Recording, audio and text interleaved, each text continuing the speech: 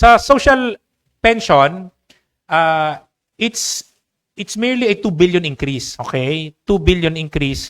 So it's now 51.7 billion from 49.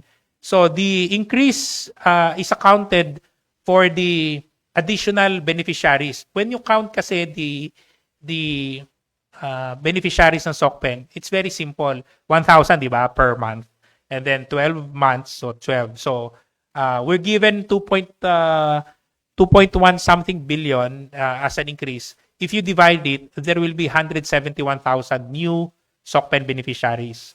So kung dati ang beneficiaries ng social pension is 4,085,000, ngayon nadagdagan ka ngayon ng 171,000. So roughly ang social pension beneficiaries namin starting this year would be 4.255, something like that. So yun, at least from the last time we were given increase, so ito lang ulit. I think it's a long time ago, 2018 was the last increase. So ang dami, dumarami yung tinatawag nating wait list, meaning they are qualified but for lack of fiscal space, we cannot accommodate new social pension beneficiaries. And I would like to highlight that at this point, yung policy direction ng department, as mentioned by the secretary, we support the universal social pension. So meaning, lahat sana ng ating mga lolo at lola mabigyan ng social pension. But right now, since the law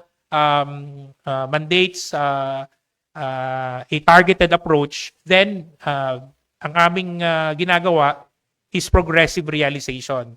And ang isa pong pinakamagandang amendment sa policy ng DSWD with regard to social pension implementation is that the new social pension beneficiaries will come from the oldest of the population.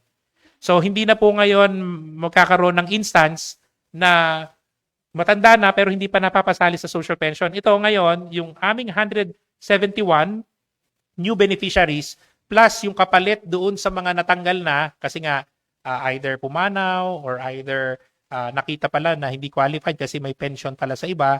So, makakasama na po sila. So, kung nasaan yung pinakamatatanda, nandoon yung bagong social pensioners natin.